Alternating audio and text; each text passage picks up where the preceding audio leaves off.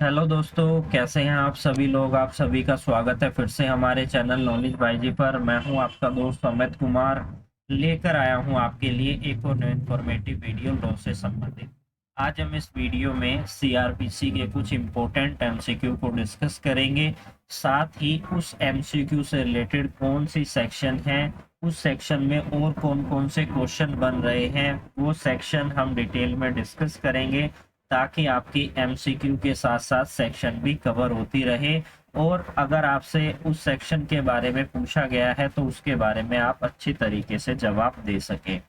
Video start करने से पहले ये कहना चाहता हूं, जिन्होंने भी अभी तक चैनल को सब्सक्राइब नहीं किया है, चैनल को सब्सक्राइब कर ले। साथ ही बेल आइकन पर जरूर क्लिक कीजिए ताकि आने वाली वीडियोस की नोटिफिकेशन आप सभी को मिलती रहे और आप इसी तरीके से लॉ से संबंधित अपनी इंफॉर्मेशन बढ़ाते रहें।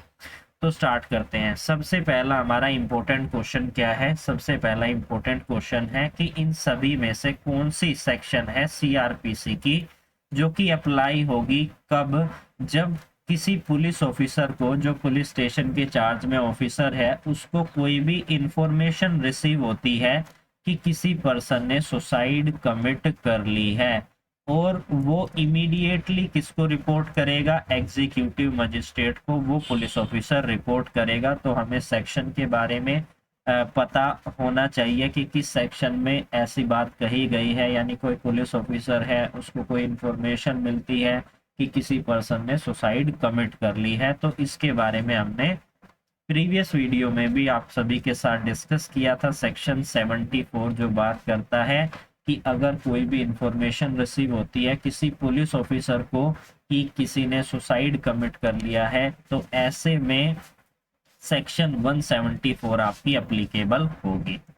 बात करते हैं दूसरे इंपॉर्टेंट एमसीक्यू के बारे में। दूसरा इंपॉर्टेंट एमसीक्यू क्या है कि सेम, अगर आपने अभी करंटली मेरी प्रीवियस क्वेश्चन को ध्यान से समझा होगा तो आपके पास इसका जवाब भी जरूर होगा। क्या है क्वेश्चन कि पुलिस ऑफिसर को कोई भी इंफॉर्मेशन मिली है और वो इंफॉर्मेशन है कि किसी व्यक्ति ने सुसाइड कमिट कर लिया है, तो ऐसे में पुलिस ऑफिसर इमीडिएटली किसको रिपोर्ट करेगा, जुडिशियल मजिस्ट्रेट को, एग्जीक्यूटिव मजिस्ट्रेट को, चीफ जुडिशियल मजिस्ट्रेट को, या फिर हाई कोर्ट को। तो अभी हमने समझा था किसको, एग्जीक्यूटिव मजिस्ट्रेट को। तो सेक्शन 174 को आज हम डिटेल में डिस्कस करने वाले हैं। इस पर और कौन कौन से आपके क्वेश्चन बन सकते हैं, यहाँ पर सेक्शन 174 को हम डिटेल में अब डिस्कस करेंगे। तो सबसे पहले आपको पता होना चाहिए कौन सा चैप्टर है सीआरपीसी का जो कि 174 को शामिल करता है। तो चैप्टर 12 जो बात करता है कि जब इंफॉर्मेशन दी जाती है किसको, पुलिस ऑफिसर को, या पुलिस ऑफिसर के पास पावर होती है इन्वेस्टिगेशन करने की। बात करें सेक्शन 174 के बारे में, जो क्या कहता है कि पुलिस जो है इंक्वायरी करेगी और एक रिपोर्ट तैयार करेगी अगर कोई भी सुसाइड कमिट किया जाता है। इसके अलावा अदर चीजें भी अगर होती है तो ऐसे में पुलिस इंक्वायरी करेगी और फिर एक रिपोर्ट तैयार करेगी। तो सेक्शन 174 के सबसेक्शन 1 में क्या लिखा हुआ है कि जब भी कोई पुलिस ऑफिसर या कोई भी अदर पुलिस ऑफिसर है जो कि स्टेट गवर्नमेंट के द्वारा उसे यह शक्ति दी गई है कि अगर उसे कोई भी इंफॉर्मेशन मिलती है किसके संबंध में कि कोई सुसाइड कमिट किया गया है, या फिर किसी पर्सन की डेथ कोज कर दी गई है, उसे जान से मार दिया गया है किसी दूसरे पर्सन के द्वारा, या फिर किसी एनिमल के द्वारा, या फिर किसी मशीनरी के द्वारा, या बाय एक्सीडेंट, यानी कि उसकी डेथ कोज हो गई है, तो ऐसी परिस्थिति में उसे अगर यह लगता है कि यह डेथ जो है किसी दूसरे व्यक्ति के द्वारा कमिट की गई है, यानी सस्पिशियस है, रीजनेबली सस्पिशियसनेस है उस पुलिस ऑफिसर के मन में कि ये डेथ जो है, ये सुसाइड जो है वो किसी दूसरे व्यक्ति के द्वारा कमिट की गई है, तो ऐसे में क्या करेंगे पुलिस ऑफिसर जो है ऐसी इंफॉर्मेशन को जो है तुरंत सूचित करेंगे ऐसी इंफॉर्मेशन के बारे में किसको, नियरेस्ट एग्जीक्यूटिव मजिस्ट्रेट को, जो हमारा यहाँ पर क्वेश्चन था। और वो एम्पावर्ड है ऐसे में पता लगाने के लिए कि क्या कारण था डेथ का, जो भी रिपोर्ट तैयार की गई थी किस कारण से यहाँ पर डेथ कमिट हुई है, या फिर किसी भी कोई स्पेशल ऑर्डर आया है डिस्ट्रिक्ट या फिर सब डिवीजन मजिस्ट्रेट के द्वारा, तो ऐसे ऑफिसर क्या करेंगे, पहले तो उस प्लेस पर जाएंगे जहां पर वो डेथ कोज हुई है, जहां पर उस व्यक्ति की बॉडी है, यानी कि किसी ने सुसाइड कमिट किया है या किसी के दूसरे के द्वारा उसको मारा गया है, तो जहां पर वो बॉडी है पुलिस ऑफिसर वहां पर सबसे पहले जाएंगे और ऐसी इन्वेस्टिगेशन या इंक्वायरी की जाएगी जो नेबरर है वहां पर रहने वाले रिस्पेक्टेड टू या टू से यानी कि दो या दो से ज्यादा जो पर्सन है उनके सामने ऐसी इन्वेस्टिगेशन पुलिस ऑफिसर के द्वारा बनाई जाएगी और वो रिपोर्ट एक तैयार करेंगे जिसमें वो लिखेंगे कि डेथ का क्या कारण हुआ है, apparent to the cause of death, क्या कारण है उस डेथ का, क्या क्या उस बॉडी के ऊपर क्या कोई घाव है, कोई फ्रैक्चर है या कोई अदर इंजरी है, कोई मार्क्स है या वेपन का यूज किया गया है, तो उन सभी को कलेक्ट करके एक इन्वेस्टिगेशन अपनी करेंगे, एक रिपोर्ट यहाँ पर तैयार की जाएगी सबसेक्शन 1 के अंदर, सेक्शन 174 के। अब बात करते हैं सेक्शन 174 के सबसेक्शन 2 में। जैसे ही ये रिपोर्ट तैयार की जाएगी पुलिस ऑफिसर के द्वारा, तो उस रिपोर्ट को पुलिस ऑफिसर खुद साइन करेंगे, साथ ही जो भी पर्सन, यानी कि हमने सबसेक्शन 1 में यहाँ पर डिस्कस किया था कि दो या दो से ज्यादा पर्सन जो भी आस पड़ोस के हैं, रिस्पेक्टफुल पर्सन है, वहां के रहने वाले निवासी हैं, वो भी वहां पर उनसे भी यहाँ पर साइन करवाए जा सकते हैं, साइन करवाए जाएंगे। और उसके बाद क्या करेंगे पुलिस ऑफिसर, ऐसे में जो है तुरंत यानी कि फोर्थ विद तुरंत ऐसी रिपोर्ट को डीएम को या फिर एसडीएम को, सब डिवीजन मजिस्ट्रेट या फिर डिस्ट्रिक्ट मजिस्ट्रेट को फॉरवर्ड कर दी जाएगी। सबसेक्शन 3 क्या कहता है, तो यहाँ पर कुछ ऐसी सिचुएशन दी गई है, तो ऐसे में अगर किसी के साथ कोई सुसाइड करता है या डेथ कोज करता है, तो ऐसे में क्या होगा, सबसेक्शन 3 में समझते हैं कि कोई ऐसा केस है जहां पर किसी वुमेन की मैरिज हुई है और मैरिज के 7 साल के अंदर ही उसने सुसाइड कर ली है। दूसरा केस क्या है कि मैरिज हुई है और उसने 7 साल में उसकी डेथ कोज कर दी गई है। तो यहाँ पर सस्पिशियस है कि यहाँ पर ये डेथ कोज क्यों की गई है। पुलिस ऑफिसर को यह सस्पिशियस ऐसा होता है कि या किसी ना किसी कारण से या किसी दूसरे पर्सन के द्वारा इसके साथ कोई ऑफेंस घटित किया गया है तभी इसकी डेथ कोज हुई है, या फिर थर्ड क्या है कि कोई भी डेथ कोज की गई है किसी वुमेन की मैरिज के 7 साल के अंदर, तो यहाँ पर सस्पिशियस हो सकता है कि उसके रिलेटिव के द्वारा ऐसी डेथ कोज की गई हो, या फिर डेथ का कारण के संबंध में डाउट है, उन्हें पता नहीं चल रहा है कि किस कारण से डेथ कोज की गई हो, या फिर पुलिस ऑफिसर किसी भी अदर रीजन को कंसीडर करते हैं। तो इन सभी सिचुएशन में क्या करेंगे पुलिस ऑफिसर, एक जो है सिविल नियरेस्ट सिविल सर्जन को ऐसी बॉडी को ट्रांसफर करेंगे ताकि पता लगाया जा सके कि क्यों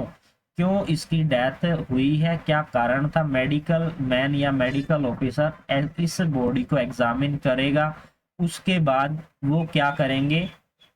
साथ ही पुलिस ऑफिसर को यह भी ध्यान में रखना है कि जो भी सिविल सर्जन या मेडिकल ऑफिसर को जिसको वो बॉडी ट्रांसफर कर रहे हैं वो नियरेस्ट यानी कि ऐसे डिस्टेंस में हो ताकि बॉडी जो है किसी भी तरीके से गले ना, यानी कि ऑन द वे जब उस बॉडी को ट्रांसफर किया जा रहा है मेडिकल सर्जन को,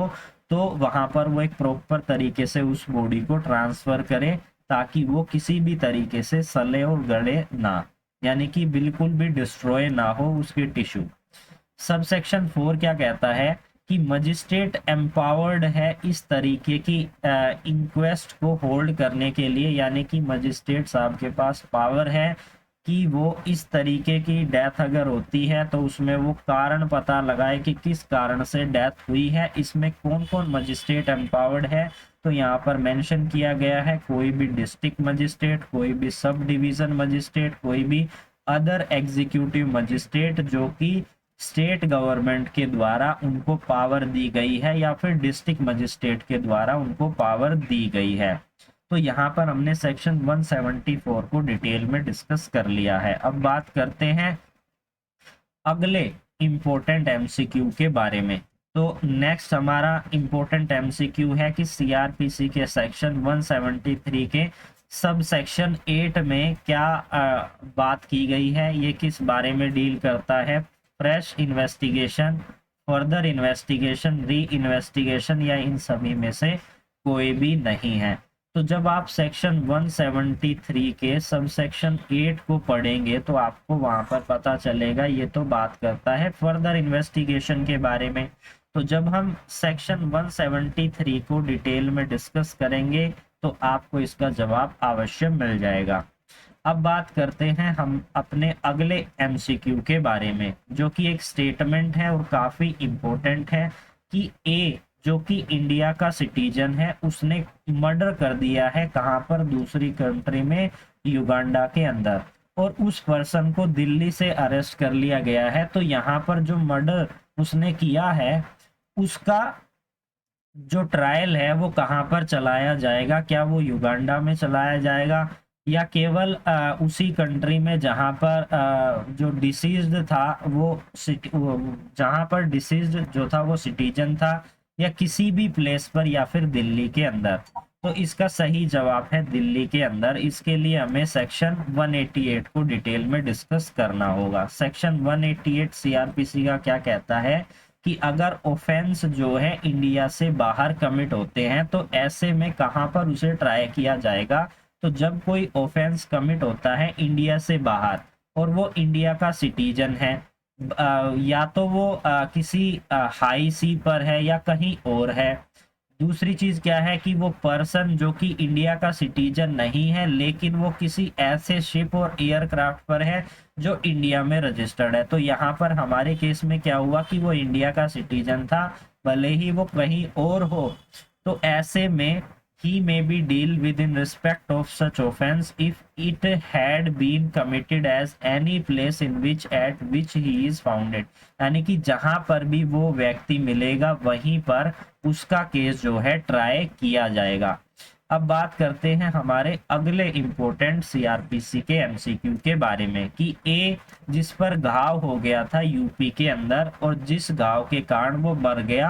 कहां पर, भोपाल में। तो जो ऑफेंस था उसकी ए के डेथ का जो कार्ड बना था उसकी डेथ के लिए, तो यहाँ पर इंक्वायरी और ट्रायल कहाँ कहाँ पर किया जाएगा, क्या केवल उत्तर प्रदेश में या फिर भोपाल में, उत्तर प्रदेश और भोपाल दोनों में, या कहीं भी जहां पर एफआईआर लॉन्च की जाती है। तो इसका सही जवाब है या तो उत्तर प्रदेश में क्योंकि वहां पर उसको घाव हुआ था और वो मरा कहाँ पर,